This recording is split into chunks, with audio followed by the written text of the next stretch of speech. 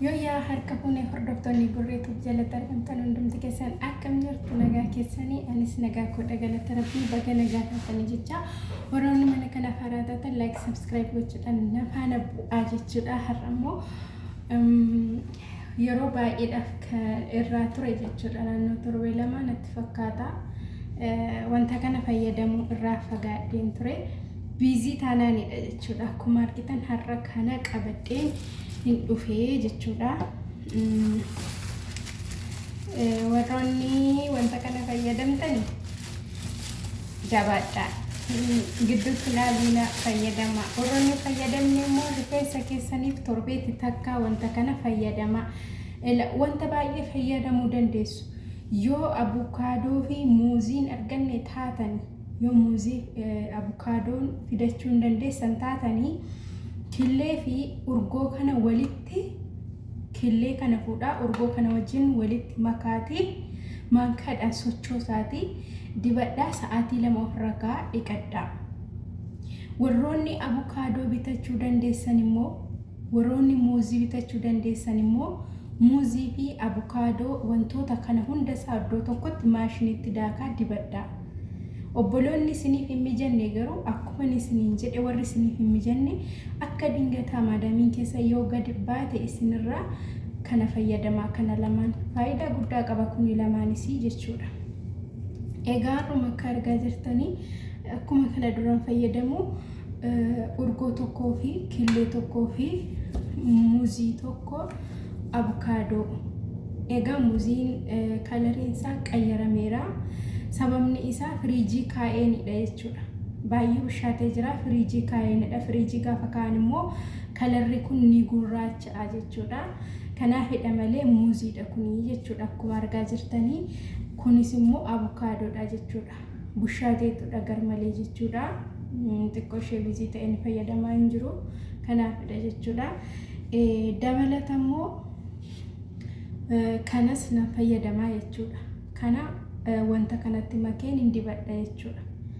Sa'aatii 2 sa'aatii 3 irra kaa'een nan dhiqadha jechuudha. Warroonni qibaatii kana duwwaasaa fayyadamuu barbaadanis ni fayyadamuu ni dandeessu. Garuu baay'ee shittaansaa nama jeeqa. Garmalee nama jeeqa jechuudha. Kana fakkaata. Amma akkuma argaa jirtan kana urgoo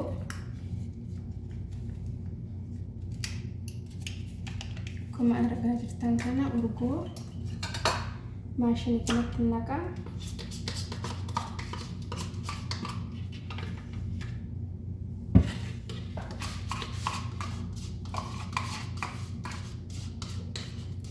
Ani maashinii dhuunfaa kootti bitadheenidha jechuudha. Maashiniin kuni kanuma ani itti daakkadhu malee kanan jaraaf itti hojjedhu miti jechuudha. Qophaan kootti bitadheenidha jechuudha. Rifeensa koo ji'eeni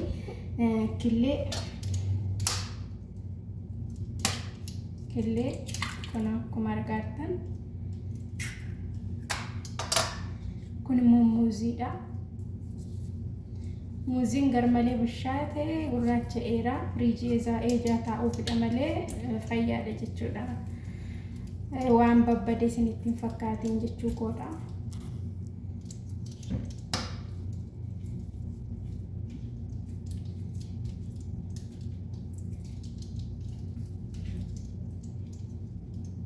Margartani akkasiin no kun immoo abukaadoodha jechuudha.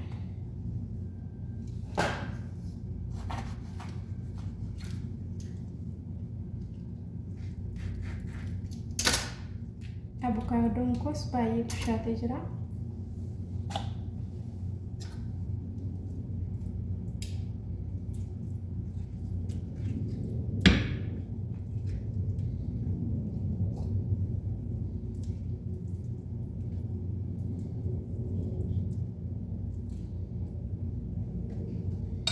Har'a abukaadoo lama fayyadama. Sababni isaa dhaakee fixeen dhufee kunootti akkuma argaa jirtanii.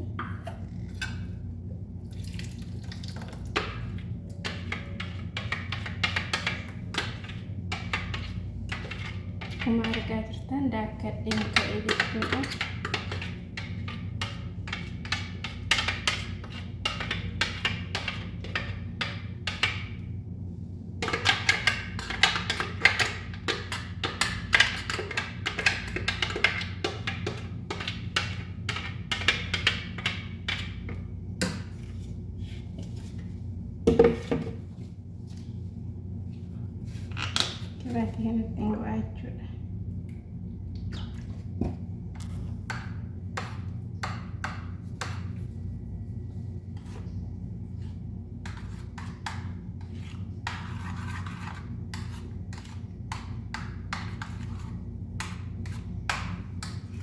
Qibaatichi baay'ee foolii qaba. Baay'ee jechuudha. Yeroo maadaamiin jirtu dibachuun hin danda'amu. Sababni isaa shittaan isaa nama jeeqa.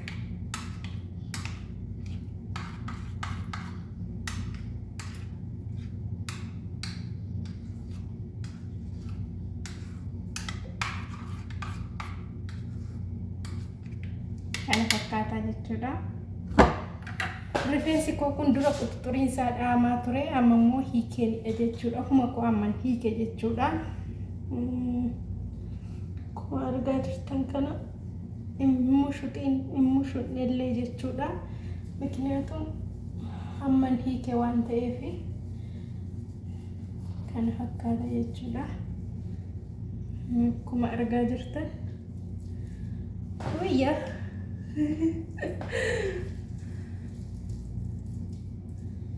kasidha jechuudha.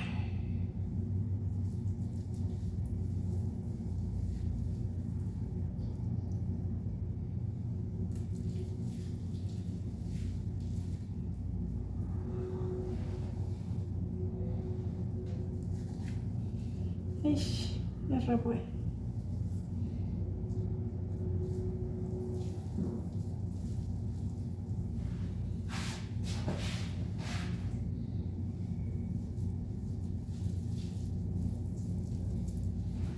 Yeroo dibdam rifeensa keessanii jechuudha. Misaajii sirriitti qibaatiis ta'ee wantoota diddibattan hundumaa buqqee mataa keessanii misaajii godhaa gaafa dibattan.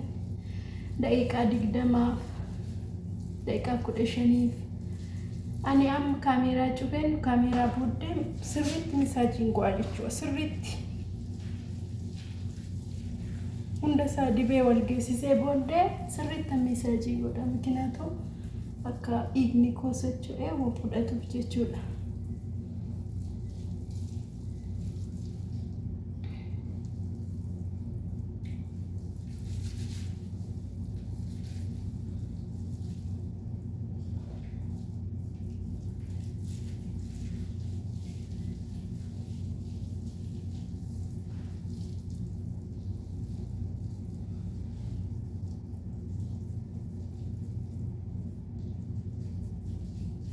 Karaa kana dibeera misaajii gochuu bichaan naafa. Karaa kana immoo ganaan diba waan ta'eef egaa akka dheeranneef daqiiqaan isaa asuma irratti xumura jechuudha. Akkuma argitan hin filamne jechuudha. Rifeensi koo hin filamne ganaan filaa jechuudha. Akkuma hiikeetti jiraadha. Akkuma hiikeetti jira jechuudha. Daga akkuma quxuxurii isaa hiikeetti jira.